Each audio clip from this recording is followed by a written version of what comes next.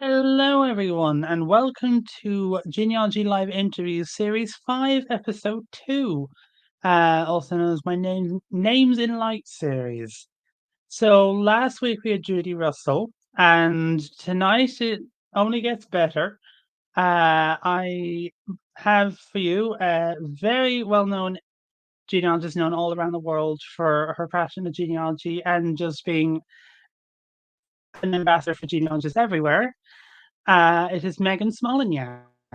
So, hello, Megan. Hi, you said my name right. I'm so impressed. I practiced it a few times, but no, I just tried to do it phonetically. What we got there. So, how are you? I'm okay. How about you?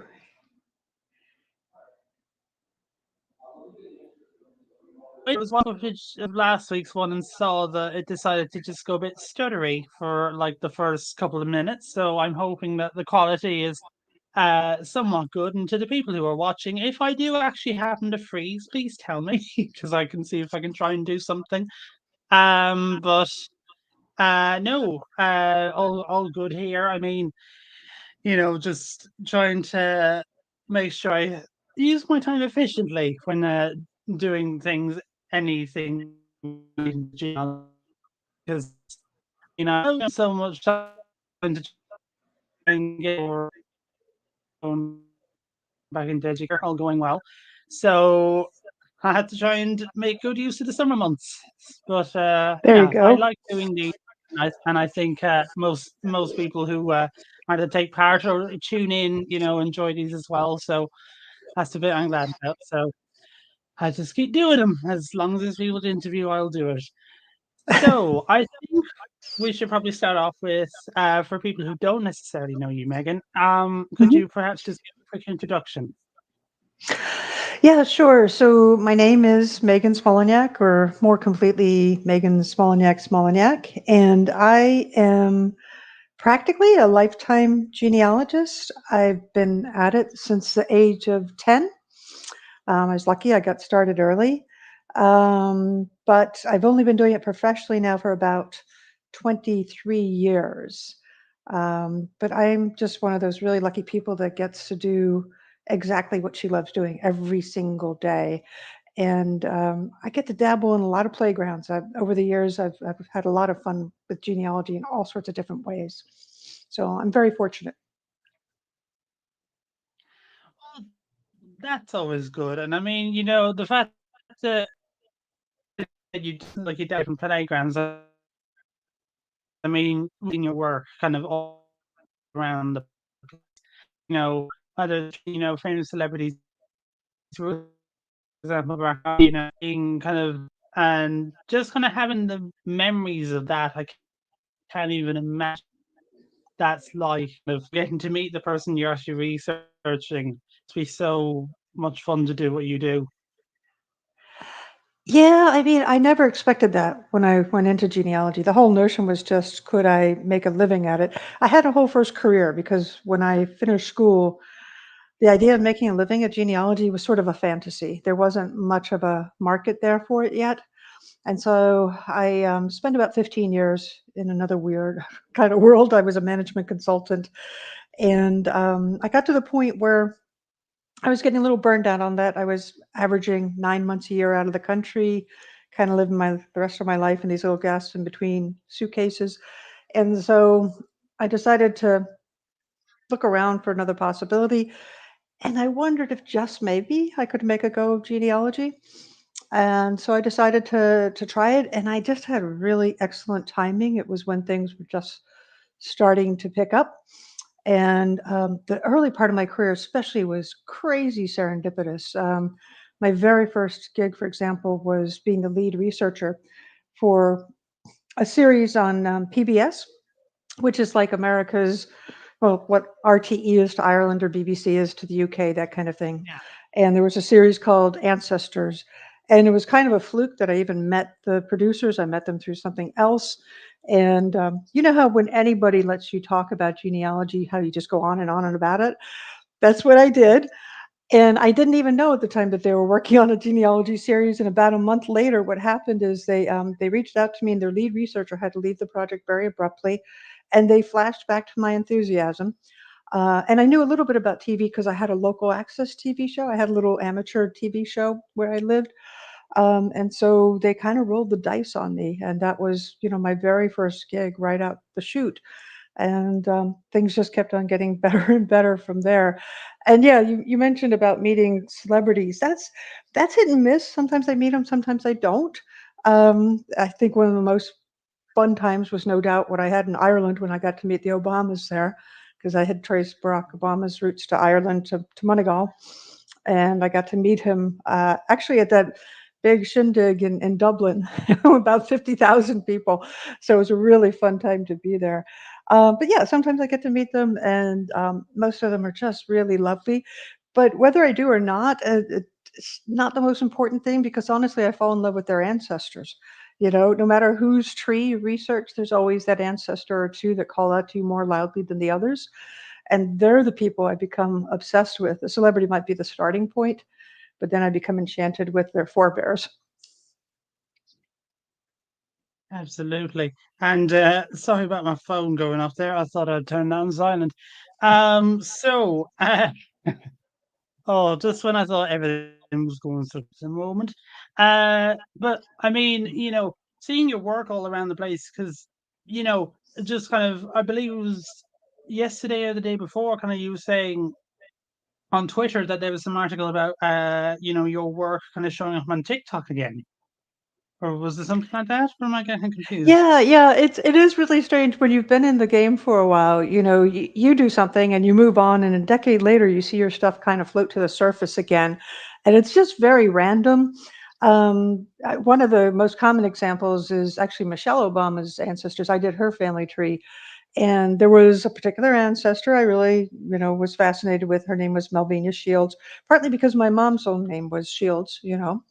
And long story short, she wound up having a large headstone installed, and there was a ceremony. I got to go speak at the event and all that kind of thing. And like about every other year, somebody discovers that that tombstone exists and the story behind it. And the fascinating thing there is that when her son um, would have known his great granddaughter, who was Michelle Obama's mother, and wound up living in the White House, and their lives overlapped. So the gap between slavery in that family and living in the White House, there were actually overlapping living lives. And so every couple of years, somebody stumbles across that story. It's the first they've heard of it. And especially when they happen to be well known or have a lot of, say, Twitter followers or whatever, then all of a sudden the thing gets a whole nother life. And that just happens. It's like these little mini fireworks.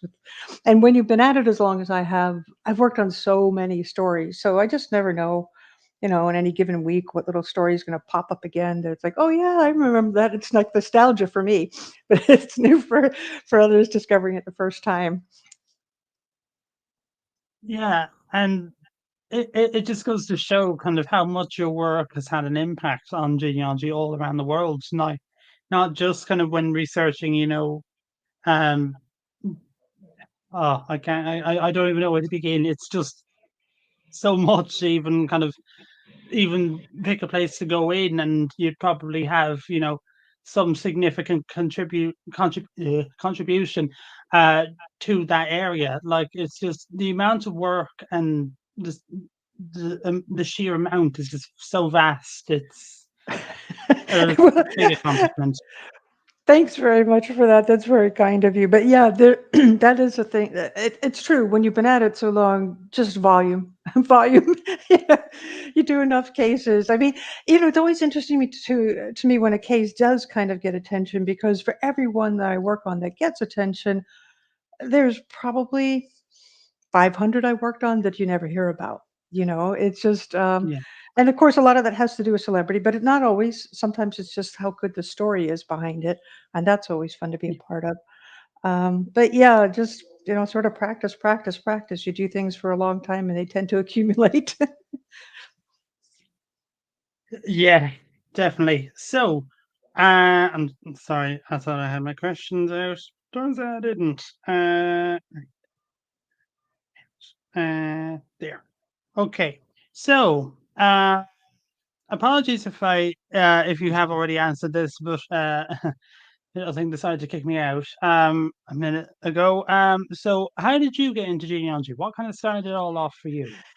For me, it was a homework assignment. I was about 10 Oh, years right. old. Yeah, yeah, and it was Mrs. Berkowitz's fault. She told us to go home one night and find out what country our surname was from.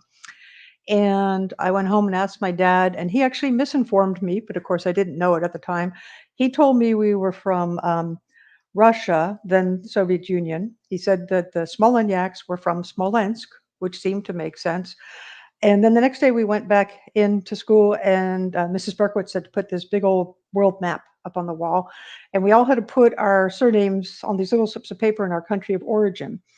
And I remember kind of feeling sorry for most of my classmates because most of them were all crowded around the British Isles, and I had the whole of the then Soviet Union to myself. And that was the first Right. time, yeah, that was the first time I realized that my name was kind of unusual because I'm an Army brat. I grew up in a military family, and the American Army in particular is very multicultural and always has been. So my early years, I was surrounded by people with all sorts of names, right? So Smolenyak didn't stick out. But this happened to be, I think, the first time I was going to a regular public non-military school. And so, I mean, I wasn't a freak. Obviously, my teacher's name was Berkowitz, right? So another Slavic name there, but there weren't many like that. And so that was the first thing that provoked my curiosity, that made me, go, what's this about? How come everybody else is over there by the British Isles and I'm sitting over here in the Soviet Union? And so that's all it took. That was the spark. And I just kind of became obsessed with it very quickly. So it's all down to Mrs. Berkowitz. So, Well, we have to thank her. yep, Uh, absolutely. oh, Yes. thank, blame, whatever word you want to use. No, She's the reason you're here now and doing the work that you do. I'm very lucky again. So, Yeah, to have a teacher well, like her. Yes. while we're on that topic, where did your name actually come from? Did you find out? Yeah, so I'm my father's side of the family is a really kind of unusual ethnic group from Eastern Europe. We are Slavic. We're what's called Rusin or Carpatho-Rusin, and many people haven't heard of us. But our big claim to fame is that Andy Warhol was one of us. We are the people from nowhere, as he used to say. But my four great grandparents on that side came from villages that, by today's borders, are in Slovakia, Poland, and Ukraine.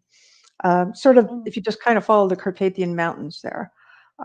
So that's my dad's side. My mom's side is 100% Irish. So got a little oh, bit in common with you. And it's funny in Ireland now, I think there's a lot of people with my heritage, only they're much younger than I am, to be half Irish and half Slavic. After the fall of the Soviet Union, a lot of people came from Eastern Europe to Ireland. And so now there's lots of young people with that same sort of heritage. But I'll claim that I was a pioneer in that regard to have that particular heritage, the Irish Slavic split. I'm assuming no ancestors from Waterford or Mayo. No, No, no. no, I've researched other people's, like President Biden's from Mayo, but I don't have any. I have roots in Cork and Kerry and Longford and Leitrim and up in Antrim. So kind of like a diagonal slice. Yeah, that's definitely no, that's definitely a size. I mean, the closest you and I probably could have been is through Cork because if you're saying Cork and I'm saying Waterford, they're next to each other, Mhm. so that's about as closest as we probably get. But not to be, I'm afraid, at that rate. Yeah, to be back a little ways, I guess. I did look into President Biden's kind of based on the research that was out there, and Mhm.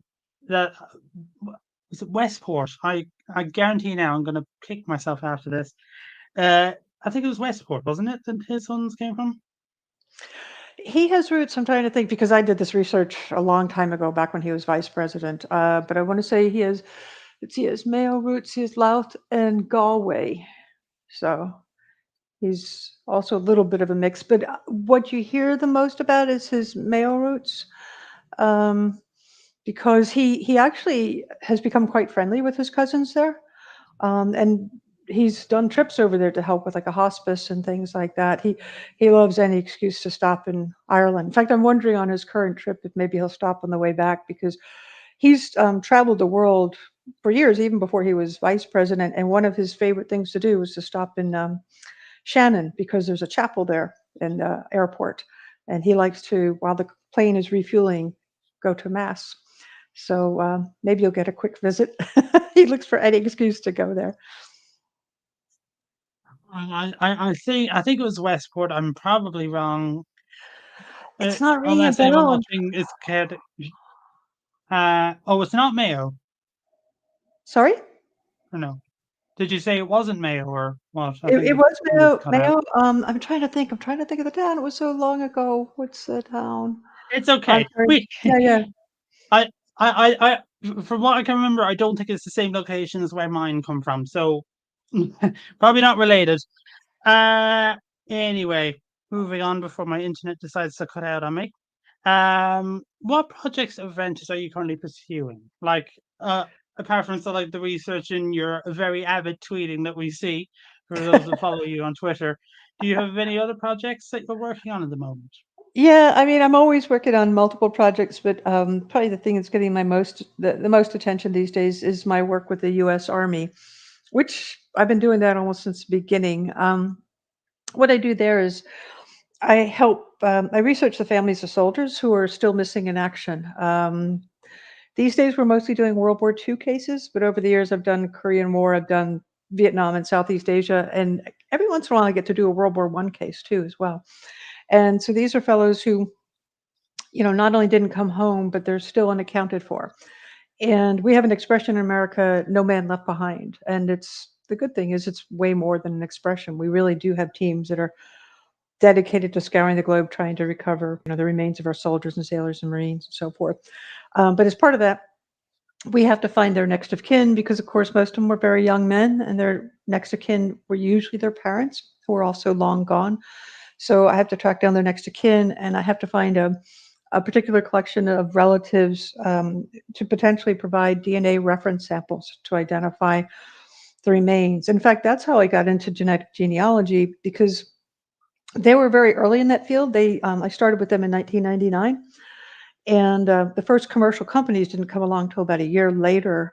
And that's why I was one of the first in line because working with the Army, I already understood that, hey, this can be used to solve some, family history mysteries, that kind of thing. And so, for example, with Family Tree DNA, I think 4 of their first 500 kits ever were belonged to me because I jumped on it so quickly. But I continue to do that. And since I am an Army brat, my dad served in Vietnam, but we were very lucky. He came home and in one piece. So I love having the opportunity to work with these families, these people who have been left wondering for decades. And it's still just a fraction, but slowly but surely they're getting identified. And over the years, I've had the privilege of attending a number of memorial services at Arlington National Cemetery or whichever cemetery the next of kin picks, and it's really nice to see these usually young fellows. I mean, often 19, 20 years of age, finally getting what was due to them, the respect and the accolades and the honors that are so long overdue. So I'm really, really lucky to get to do that because it's very meaningful to me and unfortunately to many others. And so it's always nice to help bring a little piece of their heart back home. So, Yes, and I have seen you mention that. I'm obviously friends with you on Facebook, so I have mhm. seen you post about these things extensively, and it's truly admirable. Oh, well, lots of us get to do it. I'm lucky that I was one of the first, but as I said, coming from a military family, I get to do all sorts of things. As I said at the outset, I get to play in all sorts of playgrounds, but this is one of my favorite. Definitely. So, um, is there anything that you now know from the wealth of knowledge you've gained that you Mhm. wish you had known when you started? Oh, that's a tough one because things were so different when I started that And I'm so lucky that I started early too, because the number one regret I always encounter amongst fellow genealogists is I wish I had talked to my elders. Well, back when I started, there was no internet, there was so obviously no social media. There weren't even that many genealogical societies. And even if there had been one around me, when you're 10, how do you get there? You can't drive, And so basically, for me in the early days, genealogy was two things. It was snail mail, writing away for, documents one at a time, and it was talking to my elders. That was about all you could do back then if you didn't have transportation, So I because I started so young, I spent a lot of time talking to my elders, and I don't have that regret. And also I learned just because of that pace, certain potential pitfalls. I also realized a quick example is my nana and my aunt constantly contradicted each other, right? So when I would pick their brains about stuff, and so I realized very early on about, hey, you can't take stories as gospel. You need to check, and there's always going to be a seed of truth to it, but you have to ferret out which part is true and which part is decoration, embellishment over the years, that kind of Mhm. thing. Yeah. So because the pace was so slow at the time, I think it was harder to make missteps, And so I don't have many of the regrets that a lot of people, so many people when they start, they kind of bark up the wrong tree, right? They jump online first and they trust somebody else's research, and it's 2 years later before they realize it's not really their family, or that other person's their research wasn't really very careful. And so I got to escape all those pitfalls early on. I mean, if anything, it would still fall in that same category. My folks split up when I was young, and so I didn't know my father's mother very well. And I wish I had been able to spend more time talking to her, because it was only after she died that I learned how hard her life was.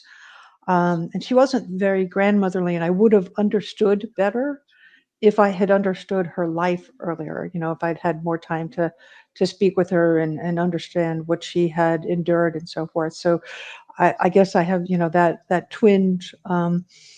But by and large, I'm very lucky, because when you're going at that glacial speed, it's a lot harder to make mistakes. So Definitely. And I think that is probably one of the more kind of common responses to probably that question is kind of, I wish I talked to my uh, elders, kind of, as you put it, to kind of ask them about their life. As uh it they are such a wealth of information because they could probably tell you about their parents and potentially even their grandparents oh, to I get back another. exactly. I mean, my nana lived to 90. When I say nana, I mean my mom's mom, and she knew her grandmother, who was an Irish immigrant, and she had lived to 96. And so my nana Wow. was able to tell me a lot about a woman who was born in 1832. And my nana's memory was stupendous. She, for example, wrote letters for her grandmother because her grandmother went blind. And so as a little girl, she would write the letters to her sister out in Oregon. And she told me the street address from 1907, and it turned out to be exactly right. Her memory was Wow. just, yeah, just amazing. So again, I was so fortunate to get to talk to my elders early and often. I was the nuisance, constantly picking their brains. I got the habit really early. I love that, honestly. The fact that she was able to recall that detail to that extent, wow, that's Yeah, I think it's that's and it's so handy. I remember because I used to interview all sorts of relatives. So again, trying to find, for famine era immigrants from Ireland, one of the toughest things for us in the States and other countries is to find out where in Ireland they came from, right? And so I remember tracking down actually that one I mentioned, the letter that she used to write to her sister out in Oregon. I tracked down that woman's grandson, and I got to meet him when I went out to Oregon actually to do my first ever keynote lecture. And he was very elderly at the time. And he was 2 generations closer to the old country than I was. So I was able to bug him and say, "Well, where's your family from?" And he couldn't write it, but he kinda went, it was something like Abifail, uh, and I finally figured out, Feel. okay. Yep, I was able to figure out, and then when I went digging in the records there, it's like, "Yes, yes, this is the place." So, I mean, even when you're not so young anymore, it always pays to anybody else, talk to other people who are even 20 minutes older than you. You don't know which pieces of the family puzzle drifted down that branch. Yeah. And I think kind of if you kind of taught that kind of when you mentioned it, it kind of made me think that, each person was kind of like given their own little piece of the Mhm, puzzle and kind of, everyone's kind of perspective kind of puts it all together again and kind of gives you a picture of what the life of that person may have been like. mhm. Uh, oh, I'm a bit jealous that you said that because, oh, I mean, just yesterday, I went on my, I actually ordered my first ever certificate from the Oh, GRO. there you go. So that was thrilling. That was a little milestone. 5 years later, and I finally do it. Good for And you. like, it wasn't a far away ancestor because depending on what it was, I might have been able to get an Irish genealogy. But it was my own grandparents, Mhm. their marriage certificate. Oh. Because I learned something yesterday, and that was kind of confirm what you have because it Mhm. may or may not be wrong. For Yeah. instance, uh, I was told that, and this is a book that my mom had, and obviously she got some info from like her uncles and whatever before Mhm. they died, and it was that my grandparents got married on the 14th of April, 1965. Mhm. And, I was so adamant with that date that, Mm. the email I ended up sending to the GRO was kind of, I just kind of said, I'm trying to get a copy of my grandparents' marriage cert, and also what didn't help was that they used their Irish form of their names a lot, Oh, and yeah, for yeah. some didn't. So, I could have been looking for an O'Clerig, or I could have been looking for a Cleary. It was just a Mhm. case, I didn't know what to look for. So I gave both renditions, and within about an hour, they said they found it. Hmm. And the excitement was starting to build. I didn't think it was going to be that quick, but oh god, it was so exciting waiting. And then, obviously paid the fee that was needed. And then when I got it into my inbox, uh, I was sort of, going after my mother, kind of saying, do you want to look at this? Do you want to come on, just look at it? Mhm. Because, obviously no one actually had a copy of this. We actually don't know Yeah. where my parents one went. So this was, I think, the first time that she'd seen it. Uh, Oh. and it turns out that the wedding date was wrong. Yep. It's the 12th of April the following year, 1966. Ah. I had that. No, I had. Sorry, 1960. Uh, sorry, I said. I just realized I said the wrong date. First of all, I thought it was the 14th of April, 1965. I might have said Mhm. 64. Can't remember. But it was actually the following year. So when I saw that, I was thinking, okay.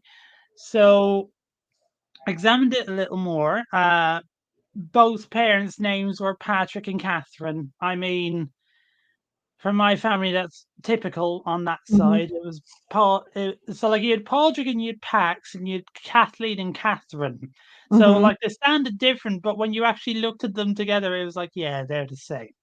So, just kind of seeing the info for myself, and it told me where they got married. Obviously, they got Mhm. got married in a church in Clonmel in Tipperary, Mhm. and two of my grandfather's living siblings. They told me.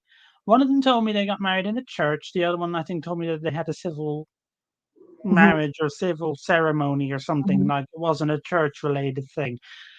So I got very contradicting Mhm. statements from them for that, and also the date, because I don't think they told me kind of when I don't think they could remember Yeah, yeah, when yeah. my father got married, but You know, it just kind of goes to show, confirm even the bits Yeah. that you believe to be right. Because, I, like 5 years on, I had my heart set on it, thinking, yes, that is the day, 14th of April.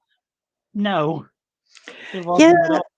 I mean, So, memories fade, and sometimes they have reasons to try to keep the specifics, yeah, fuzzy or whatever. But yeah, it's always useful to double check. And I mean, you get to learn those little quirks too, like the people who married twice. You mentioned like the civil and the religious, and especially like the Irish in New York sometimes did that. And sometimes it was a matter of they ran off and got married, and then they had to go do a church ceremony to satisfy the parents. So sometimes there could be a yeah. story just from the date. So, Oh yeah, you never know. That's that mhm. that's kind of why it's so fun, just trying to, research it all. And, as well with the name, and it was so weird. It was so surreal seeing the format, because the format for Irish Civil, I promise I will shut up in a minute. um, but the format for civil marriages, civil records for Mhm. marriages changed in 1956. My paternal grandparents got married in 1955. Ah, okay. So I was thinking, they couldn't leave it to the following year. But no, I mean, obviously, with the timeline, that kind of They looking should have back, planned obviously, ahead. they had to. Yeah, no, I could blame them, but I won't. But just seeing, because obviously they got married after 1956, my maternal grandparents, seeing the format, because the bits that are different or that have been added, for instance, instead of an age, they tell you they have to write down their exact date of birth if they know it, obviously, Yeah. as best as they can. And when it says the parents' name, oh, sorry, two more things. The parents' names, but mother and father. There you go. Yeah. And I was thinking, oh, if every country could have just done that, Oh, yeah. just imagine how much further we all would have gone. Oh, I Just wish. Yeah. anywhere in the world, I wish. it would have been. Oh, yeah. I mean, it's infuriating that it only changed very recently. And the last thing was, and I didn't even realize that this is a part of it. And Mhm. obviously, you learn something new every day. And that was the residence where they intended to live, Oh, that's like interesting. both Okay. of them. Mhm. So it was curious seeing the address and thinking, okay, uh, you know, and I didn't know what to expect. I had it in my head. It was engraved in my head that it was going to be like the old format. So that was just like entry number, date of marriage, names, Right. age, Just the basics. Yeah. condition, the basic stuff, and not include like these little tidbits of information. Yeah. It's kind of like, ah, Oh, that just bonus. kind of made the penny drop in some regards. Yeah. So, I've ranted on enough about that. So, what aspect of genealogy do you love the most? Is it the stories? Is it the photos, the records? What is it for you? Um, I think, let's see. I think 2 things. One, just solving mysteries. I love solving mysteries, especially ones, that are stubborn and have been out there for a while. And the other aspect I love of genealogy is giving a voice to the forgotten, those who have been overlooked. I'll give you a quick for instance, which is, again, another Irish example, but, many years ago, I worked on another PBS documentary on immigration to America. It's called They Came to America. And being of half Irish heritage, I pitched Annie Moore, who was the first immigrant ever to arrive at Ellis Island.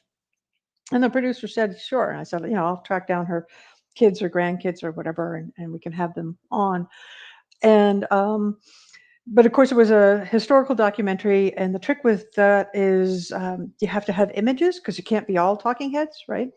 And so I said, yeah, no problem. I'll track down some of her documents because it was easy. I reached out to Ellis Island and they gave me some, a couple of newspaper articles and stuff. And then when I started to track down the documents for this family, I realized that this Annie had been born in Illinois, not in Ireland. And so I realized that all these years, everybody had been touting the wrong Annie. And it Mm. was, there wasn't enough time with the documentary because this was so long ago. This was maybe 2002, and there was stuff online, but a tiny, tiny fraction and all that. There was no way I was going to solve that mystery. And a name like Annie Moore was a proverbial needle in a haystack.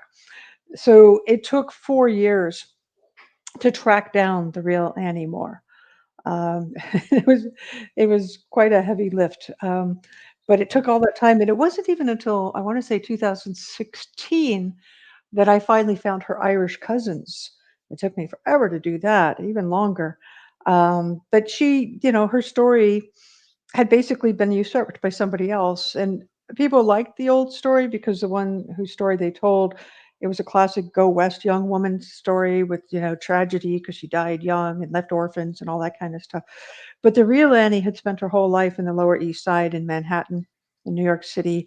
And her story was just way, way, way, way more typical of what happens when immigrants come here to America, and how often that initial generation kind of sacrifices. They do all the hard work and they endure an awful lot so their children can have more opportunities, and then their children's children. She watched half of her children go to the grave by the age of 3. It's much more tragic story in many respects, but much more Yes. authentic. And I just thought how crazy this. There's statues of her at Ellis Island and over at the Cove Heritage Center, in County Court, and yet the completely wrong story was being told about her. A completely different Annie Moore had taken her place. And so that's what I mean about, solving a mystery that's been stubborn and it's been out there and giving a voice to the forgotten. Now we know, you know, her real story. And this was another case where there was a memorial dedication, another big ceremony, which was lovely. About 300 people showed up because she didn't have a tombstone. Her family was too poor to afford a tombstone. And so that was a great dedication with, oh, I remember people singing, we had Ronan Tynan singing Isle of Hope, Isle of Tears, which is a song about Annie, written by Brendan Graham, and had, bishops and pipers and hundreds of people. And it was quite a to do. And now, she's been restored to memory. And that's what I get a kick out of, the ones who have been forgotten, have been overlooked. So, I love that. And like the fact of, and it just kind of shows that just what you said there about, when you mentioned it in 2002, and then by 2016, you'd finally kind of reached that kind of, finish line, so to speak, with that whole thing, trying to stitch it all together. Kind of goes to show that, genealogy isn't exactly a thing that you can do in a week, 2 weeks, a month. no, she's been It's she's sort of my grand obsession, because she had been so overlooked, and because, she's an accidental but very real symbol of both of our countries, of Ireland and the diaspora, and of America and immigration, and by proxy the American dream and all that. So I think she really matters. She's emblematic of so many of us on both sides of the ocean, and so okay, so she wasn't famous, she was famous for 24 hours basically. There were lots of newspaper articles when she arrived, but I'm glad she's been restored to memory, because I think, we need to have these people who aren't famous because they were politicians or athletes or whatever, but people who did something first, who were pioneers in some regard, or who just did something quietly important, So I love those stories, like those overlooked tales. I've just, but she's my overall grand obsession. I'll probably never stop researching her. There's always some little tidbit more I can learn about her. So. And if anyone wants any info on anymore, please go to Megan Smolenyak, the personal historian. Uh, Do you no, know and I mean, and one of her Irish cousins just put on a play there, based on her story. It's funny, when I found the Irish cousins, it turned out that one of them was a singer. And he had unknowingly been singing the song about her, Isle of Hope, Isle of Tears, for years, not knowing that that was his own cousin. Yeah, total fluke. And he recently put together a play that was held just, I want to say, in May, and it's about Annie's life, and he's in it, and some other people, and of course all his cousins that And I want to give a shout out too to Tim McCoy in County Cork, who's sort of my partner in crime. He's helped me so many times over the years, not just with Annie, but just anything where I need a little help sleuthing on the ground. Tim's always game. Well, we can blame him too. No, we won't. Uh, no, that's great that you've been able to do that, and I just I can't imagine what my reaction would be if that were me, kind of just thinking, oh my god, the song I've been singing is actually part of Yeah, my family, and that's wow. yeah. Yeah, I can't comprehend that. Wow. So this is probably bouncing back to your own family history. What's an Mm. interesting story or event that you've come across in your own family history that you're happy to share? Ooh, how harsh are you willing to listen to? Because there was something I learned by accident when I was fairly young. It was one of my first genealogical field trips. So Right. two of my great grandparents came to America from Ukraine in the 19 teens. And I went to interview an elderly relative of mine because she was the last living one who was from Ukraine. She was an immigrant from Ukraine as well. And my great grandmother was her aunt.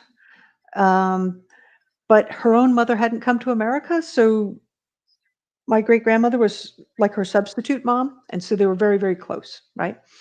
And so I went to talk to her and I was asking her about my great grandmother and I learned things about her and that was great. And then I asked her about my great grandfather.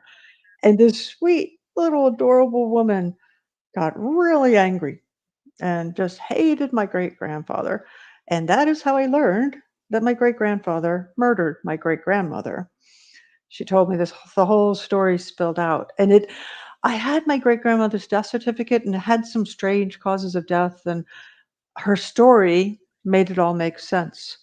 Um, the great grandfather, he had a bad drinking problem. He came home one night and he beat her badly. And to get away from him, she ran out of the house and he locked her out.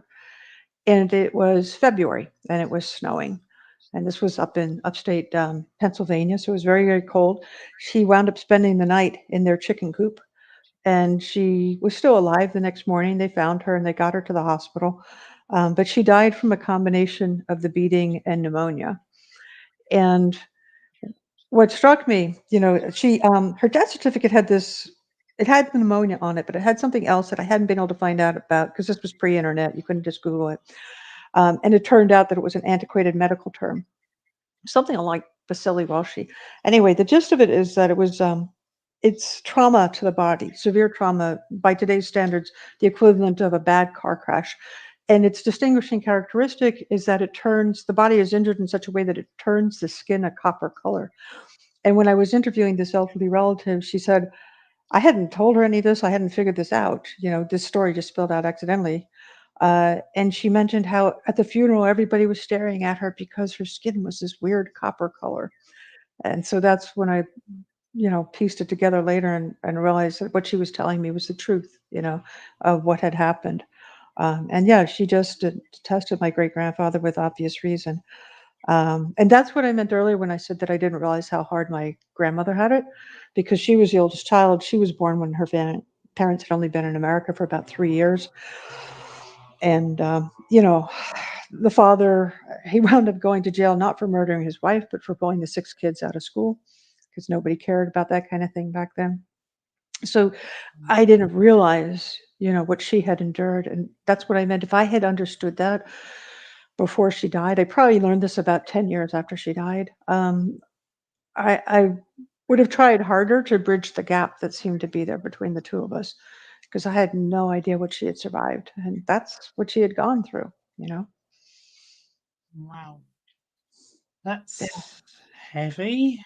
I'm Like, sorry. I hope that's not. I mean, there's no such thing as a boring family, and I mean, we all have tales, and I know that's a heavy one, but I yeah, guess for fairly obvious reasons, it's the one that's loudest in my brain. Because it's yeah. just yeah.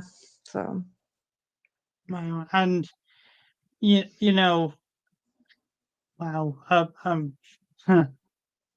I don't even know what to say. I think my mind was trying to process all of that, just hearing, 1 minute it's just, kind of hearing about, this lady's story and then, asking about her father and then that just all went Yeah, like, I just went I have these pictures of her, she was this lovely little lady, and I have pictures of her with I still have 2 of the pisanki eggs that she made, 'cause she was Ukrainian and stuff, and she was so lovely. I have pictures of her holding little dolls. She was a very sweet lady, and she just flipped a switch, and this whole story spilled out, and I had no idea. I was just trying to, talk to somebody who could tell me anything about the village we were from, Ukraine or whatever. So, it's in the genetic genealogy world for years, I've always told people, "Don't test unless you can deal with what might come out." And the same is true for yeah, just talking to relatives, we all have these family stories, and it's not that long ago that everybody just covered up the awkward stories, right? And so they yeah, just got brushed under the carpet. It's like, "Oh, we'll just kind of forget that ever happened." And so many, many families have very dramatic stories. I mean, it's one of the reasons it's so easy to work on TV shows because it's really, really unusual to come across a family that's just deadly dull. It just doesn't happen. You know, we all have drama in our family trees. So yeah, definitely. So, um, I hope I what didn't throw you now? for a loop with that. Don't worry at all about that. I was expecting, some convict ancestor or something. I mean, that wasn't what I was expecting. So don't worry. I'm just processing. It is normal. Okay. So, what does genealogy mean to you? Well, I mean, I'm going to be echoing what I said earlier, giving a voice to the forgotten. I Yeah. mean, when I get when I have the luxury of picking my own projects, I love to research basically women, immigrants, and people of color because they are the ones who have been historically overlooked. And so many of my sort of private projects or pet projects over the years have focused on people like that. I mean, Annie, for example, being 2 of the 3, right? So because we have tons of books and movies and everything telling us the story of the famous ones. And yeah, there's always more you can learn about them. But I'm way more interested in the stories of the everymen, the ones who have been ignored, because they're fascinating. So, Okay. Now, for anyone watching, I'm almost done my questions. So if you have any questions you'd like to get in to ask Megan, while I have her, please do get them in now. So, what advice would you give to a young person starting out? oh boy. Um, I mean, again, I'm going to echo myself. Talk to your elders. Talk to your elders. I mean, it's almost cliche to say, but they are living libraries. They know so much, and even if the tales they share with you have been embellished, um, they can just save you so much time, and they can save you from, picking the wrong branches on somebody else's family tree and all that kind of stuff. And of course, there's the advantage of talking to them while they're here because you just don't know how long they'll be with you. So always, always, the temptation these days. I was lucky; I didn't have to deal with this temptation, but the temptation is just to start right online, right? Just jump online. But if you can talk to your elders and then just go digging through drawers and attics and closets and find the old photos and the certificates and if your family's got a family Bible or whatever, because you've got, just go on a treasure hunt in your own house. And if your parents or grandparents will let you in their houses as well, because we have so much stuff. I mean, it's funny, I've been at it for so many years, and I'm still discovering stuff that I didn't have because since I started so young, I'm sort of the family curator. Over the years, people just ship stuff to me. And I don't always have time to stop what I'm doing and dig through it because I actually get very little time to do my own genealogy, right? But now that I'm getting older, I'm trying to carve out some time. And I'm starting, for instance, a recent project is I've got one of my grandfathers, James Shields, he served in World War One. And I always knew that I had his hat and I had his flag from his service. Um, but I didn't realize how many different pieces of his World War One service had drifted down to me from different people in the family. It's weird, when he passed away, it's like one daughter got this, another daughter got that. Now sad to say, all his daughters are deceased, and the pieces had slowly drifted to me, and so I've now reassembled them, and I'm going to write it up. And I already have a nephew designated who's going to receive it all, and he will get all of the World War One memorabilia, the map where he indicated every place he served in France, and his discharge papers, and the stuff afterward where I learned that he was known as Yard and a Half Shields because he was really tall, all that kind of thing. So it just drifted through the different branches, and I'll reassemble and put it together for the first time. So that's nice little benefit of sticking around long enough and starting early, you know. Definitely. And oh, I think there's going to be probably a little bit to hand over. I'm assuming there's probably a good bit to Oh, I have so much, you've earlier accumulated. on, we were talking about how when I started young, how with snail mail and stuff, I used to write to all these like great aunts and uncles and stuff. And I have a filing cabinet full of letters that I exchanged with them. And I realized that is now genealogy in and of itself. Because I used to do Yeah, my big loopy, schoolgirl writing. I would write questions. I tried to make it easier so I'd write a question. I just put a big line and I'd ask them to fill it out and send it back to me. And now they're ancestors, and so I can send this stuff to their grandkids and their great grandkids because I was writing to them when I was 12 years old or whatever. uh, brilliant. Oh, yeah, I definitely love this interview. I'll say that now. I'll reiterate it, but I'll say it now. So, last question from me. With times ever changing, more and more young people are getting into genealogy. mhm.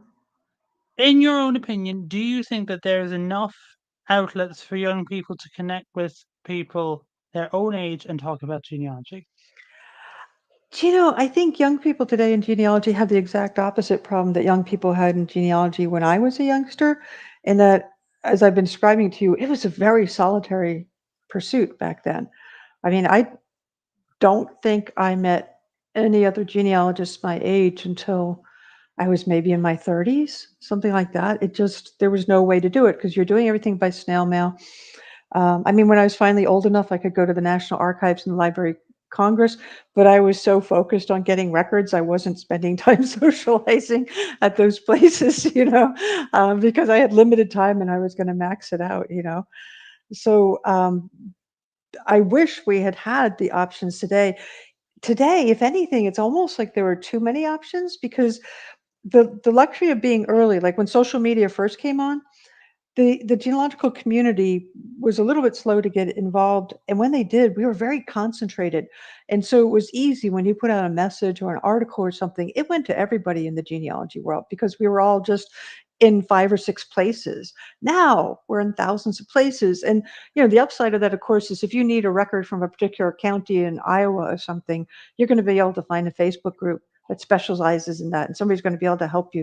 If you're an adoptee, you've got, dozens of sites to choose from and stuff like that. So it's tremendous resource wise, but in terms of getting critical mass and a bunch of people together in one place, that's much harder, because there's just so many options. So I don't know how you make those choices. So, like you said, I spend a lot of time on Twitter, which I do in manic bursts. If you notice, my my tweets will come boom, boom, boom, 5 in 5 minutes, and then I'm quiet for 12 hours, that kind of thing. And Facebook, I do slightly differently and stuff. I've tried a number of platforms over the years, Pinterest and YouTube, and I mean, I still have like some YouTube and stuff like that, but they come and go. It's hard to tell which ones are going to last. I mean, if anything, I would say Facebook, just because even now, all these years later, it's where there are more genealogists than any place else. So, and I'll actually take, well, you can say credit or blame for bringing the first batch of genealogists onto Facebook, because way back when I founded a volunteer group called Unclaimed Persons. It was sort of by accident. We did a film, not a film, a video about me helping unclaimed persons, which is me helping coroners' offices. And they're not John and Jane Does, so people whose identities are known, but they can't find the next of kin. And I found out about this problem by reading a newspaper article, and I just cold called a coroner's office and offered my help. I actually still work with that same coroner's office, like 17, 18 years later. I'm still helping with cases. Wow. Anyway, so we did a video about some of these cases. And when we put it up, what happened is genealogists were going, oh, me, I want to help. I want to do this too. And I did not have time to build a website and all that. And I was like, oh, I know about this thing from Facebook. My nieces and nephews had been telling me and stuff. So I just jumped on and created a group on Facebook. And that's what caused a lot of genealogists to take their baby steps on Facebook. They joined so that they could help with the unclaimed persons group, which, by the way, is still very much there and active today. I just ran it for the first year or two, but there's still hundreds of people volunteering for that. So, I mean, like I said, I wish I had had more options when I was young, um, but you have an equally difficult problem today because you have so many choices. It's like, how do you just reach agreement where is the best place for the most of you to hang out? So, I mean, for what I can see on Twitter, y'all are finding each other pretty well. So, Mm. And I know I said that was my last one until I found that there was one on Facebook that I forgot to ask, so I'll do that one now. And this is from Roberta Estes. oh, And she said Megan is iconic in this industry and just such a nice person. Ask her about the monthly grants she did for 20 years and why. oh, okay. So, when I first started making a living as a genealogist, I was so giddy and I was so grateful that I thought, okay, I got to give back, right? And so I started this grants program. Initially, it was called Honoring Our Ancestors, which was the name of my first website. Later on, when I lost my mom, I changed the name to her name, so it's Seton Shields grants, genealogy grants. Um, and all it was is initially once a month I would just give. I just had a simple form that people filled out. My husband and I would print out the applications. We'd go out for a cup of coffee someplace and look through it and pick one, and I would write them a check. And I just did that month after month. After about maybe 15 years, I shifted to quarterly but larger amounts kind of thing. And so for 20 years, I gave grants. All told, it turned out to be 222 genealogical projects. And the cool thing is, I just did it by my lonesome, so there were no restrictions. Um, what I mean is, I could pick whatever application appealed to me. You know, um, Whether it was an individual project where somebody was going to go research their grandfather from China, or whether it was somebody restoring a cemetery, or whatever it was, somebody using ground penetrating radar to identify graves. There were just all sorts of projects over the years, and so I just got to pick the ones that appealed to me the most, and so I just did that 222 times. And after 20 years, I've been doing it for 20 years. I started in 2002 and it was 2022 and I had 222 grants, and that seemed like kind of a good time to tie a bow on it. So yeah. And by the way, also shout out to Roberta. She's I think everybody in the genetic genealogy world knows exactly who Roberta is. So And I think that, and honestly, I couldn't believe that you did that, and it's so admirable that you did that for that long and that many times. Because as I think with all the kind of necessary kind of, well, not necessary sometimes, but kind of the bad things that we see in the world, something good is always there. And I think for a lot of projects that were well deserving, as you, I'm sure, picked the one that you felt your heart was in each and every single one of those times, you made an advancement in that field as well. And that's my point. With the amount that you've done in that regard and just all around in general, you've had a massive impact on the genealogy world. uh, we all just do what we can, but it was very fun doing that. I'll tell you a quick one of my most memorable experiences was maybe 2009, 2010. I spoke in New Zealand, and somebody came. There was like a presentation afterward where somebody came up, and I had given a grant to a woman who was writing a book on Fijian soldiers who had served in World War I. And she came up and presented me a copy of the book because the funding had helped her, right? Then the very next event I did was in Alaska, and the same thing happened all over again, only this time it was somebody had done a book. This was before Find a Grave, so it was a transcript of some very, very remote cemeteries in Alaska. They literally had to take little planes to get over to the islands, to record it all and everything. And again, I was presented with a book, and these weren't huge amounts that I was giving, but there's so many worthy genealogical projects have a tough time getting any kind of funding.